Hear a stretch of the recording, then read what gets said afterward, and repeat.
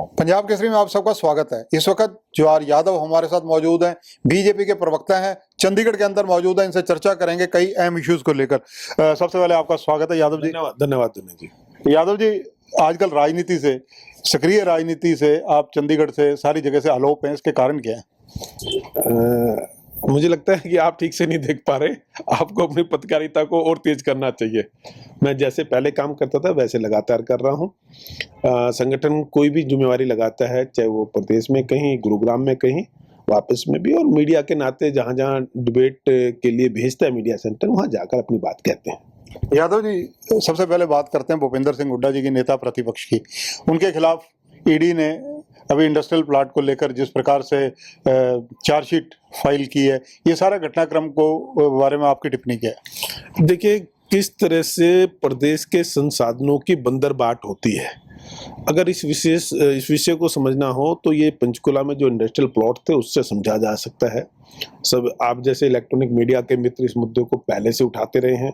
जब हम विपक्ष में थे तब भी आप लोगों ने उठाया, और आज हम सरकार में, और ये इस पे सीबीआई इस पर जांच कर रही है, उस पर भी ये मुद्दा चार्जशीट जारी क्यों करती है। ऐसा क्यों है कि या तो उनका एक्स एमएलए हैं, या उनके एक्स ओएसडी है, या उनके एजी स्टाफ के लोग हैं, या कांग्रेस से और प्रमुख लोग हैं, या सारे के अधिकांश लोग उनके ही गोत्र के लोग हैं। तो टोटल तो 14 ही लोग हैं ना। वो जो इंडस्ट्रियल प्लॉट कहे गए थे, ये एक सामान्य व्यक्ति, घर का व्यक्ति जो अपनी इंडस्ट्री खोलना चाहता है, उनके लिए ये प्लॉट थे, जिसके लिए बार बार नॉर्म्स चेंज हो गए। विज्ञापन आने के बाद फिर विषय बदल दिए गए, और एक स्थिति तो ऐसे ही, शायद वो 14 प्लॉट थे, तो 14 ही एप्लीकेशन को वैलिड माना गया, बाकी सबको निरस्त कर दिया। क्योंकि अगर ये एप्लीकेशन एक बढ़ती तो आपको ड्रॉ करने की आवश्यकता होती। तो वो पूरी है इन्वेस्टिगेशन जिसे उसका जांच कर रही है, उसमें जो निकलेगा।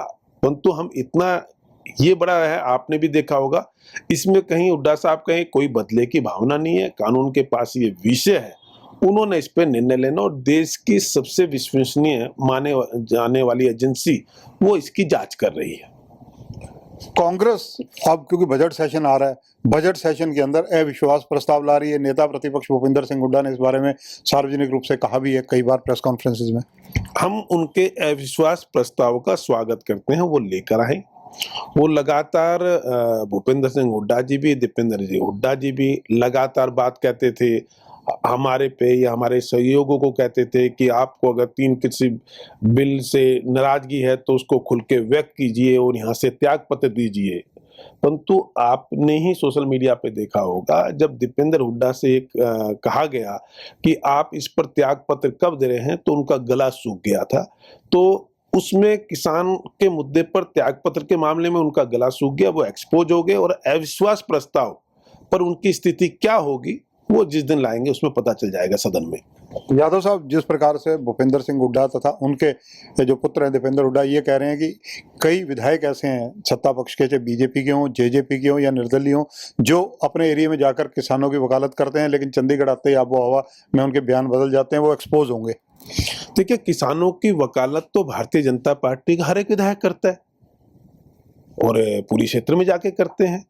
और यहाँ आकर भी विधानसभा की जितनी भी पुरानी डिबेट आप देखेंगे, उसमें भारतीय जनता पार्टी का विधायक किसानों की ही वकालत करता है। और इसी का परिणाम ये है कि भूपेंद्र सिंह हुड्डा जी अपने समय में केवल 2 फसलों को एमएसपी पर खरीदते थे। आज हरियाणा की मनोहर सरकार 9 फसलों का एमएसपी पर खरीद रही है। 2 का पैसा केंद्र की मोदी सरकार भेजती है, गेहूं का और चावल का। उसके बाद मूंग हो गया, बाजरा हो गया, अन्य फसलें हो गई। ऐसी टोटल 9 फसलों को एमएसपी पर खरीद रहे। और देश में सबसे बड़ा क्रांतिकारी कदम किसानों के हित में उठाया तो मनोहर जी ने उठाया। तो हुड्डा साहब ने किया क्या, अगर वो किसान हितैषी थे?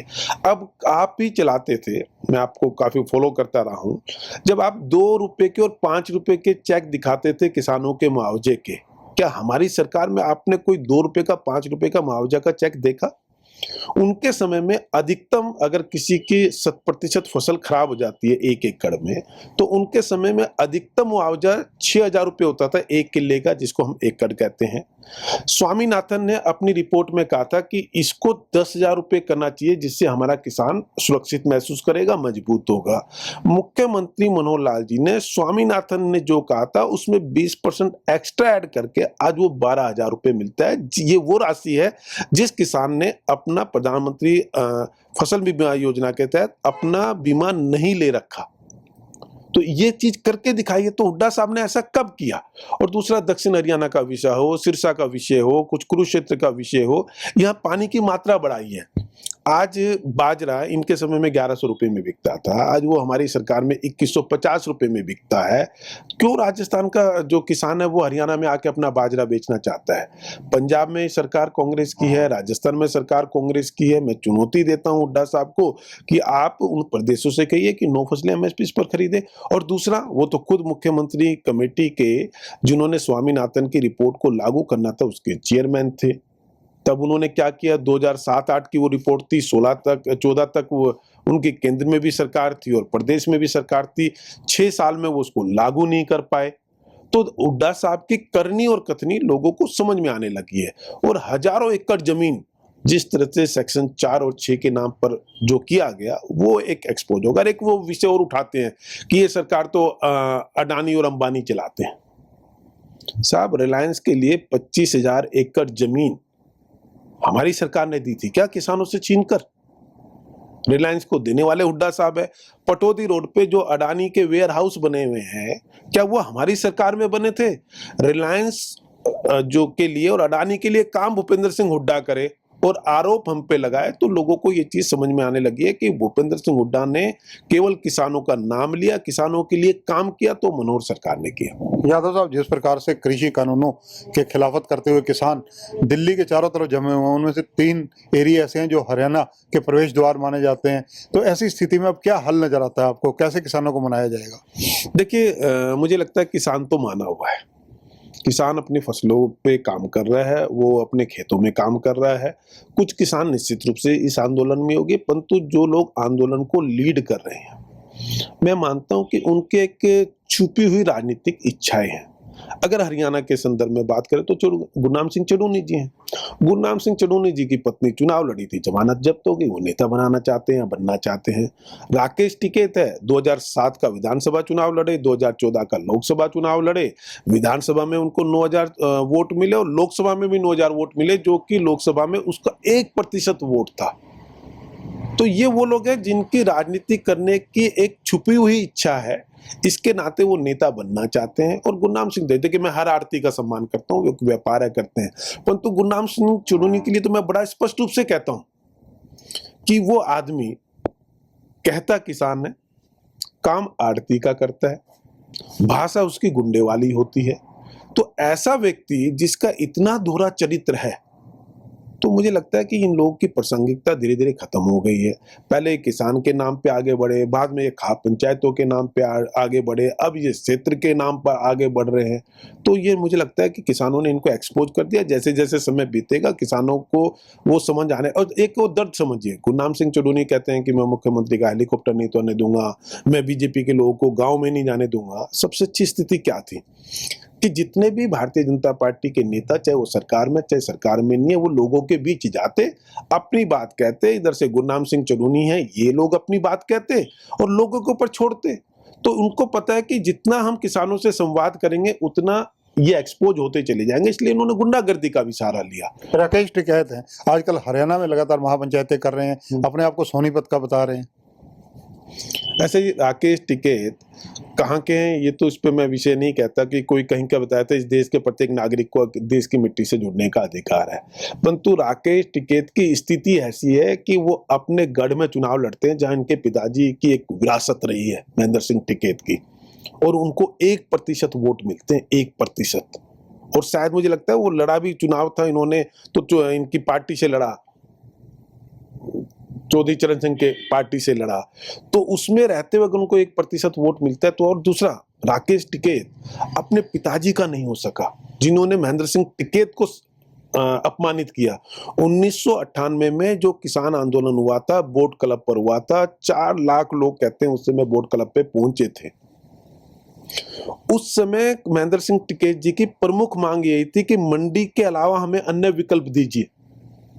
2008 में खुद राकेश टिकैत जिस किसान यूनियन का प्रतिनिधित्व करते हैं, इन्होंने ये कहा था कि हमें मंडी के अलावा अन्य विकल्प दीजिए, और जब ये दिया तो इनकी पहली प्रतिक्रिया ये थी कि इस सरकार ने मेरे पिताजी के संघर्ष का जो योगदान था उसको आज सम्मानित कर दिया, उसको आज पूरा कर दिया, क्योंकि 3 कृषि विधेयक आ गए। उसके बाद वो राजनीति के तहत पलटी मार गए। तो जो अपने पिताजी का सम्मान नहीं कर सकता, किसान उसको क्या सम्मान देंगे, आने वाला समय बताएगा। अभय सिंह चौटाला इनेलो के एकमात्र विधायक के रूप में विधानसभा में थे इस बार, क्योंकि इनेलो का कोई विधायक वहां नहीं होगा, उनका इस्तीफा स्वीकार हो चुका है। तो उन्होंने जो कृषि कानूनों के खिलाफ इस्तीफा दिया है, इस घटनाक्रम पर आपकी राजनीतिक टिप्पणी क्या है? मुझे लगता है कहीं चर्चा ही नहीं हुई, और चर्चा का मैं भी इस पे आगे चर्चा नहीं करना चाहूंगा। आज वो प्रासंगिकता में ही नहीं है। अगर बजट की बात की जाए, आपको क्या लगता है कि हरियाणा सरकार का बजट कैसा आएगा? हरियाणा सरकार का बजट जो होता है वो सबका बजट होता है। उसमें दलित, गरीब, पिछड़ा, किसान, मजदूर, महिला, बच्चे, व्यापारी और जितने भी अन्य संस्थान है वो अपने आप में सब अच्छा महसूस करते हैं।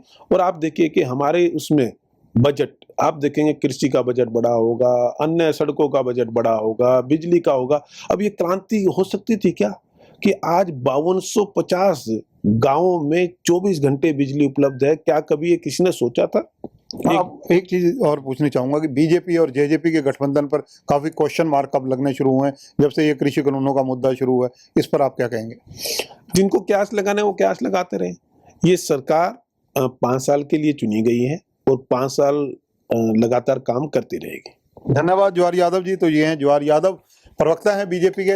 इनका कहना है कि ये सरकार 5 साल के लिए चुनी गई है और 5 साल लगातार चलेगी। इसके अलावा कृषि कानूनों को लेकर इन्होंने बिल्कुल स्पष्ट रूप से कहीं ना कहीं राजनीतिक इच्छाएं रखने वाले व्यक्तियों पर सीधे कटाक्ष भी किए हैं। कैमरामैन जितेंद्र के साथ चंद्रशेखर धरनी, पंजाब केसरी टीवी, चंडीगढ़।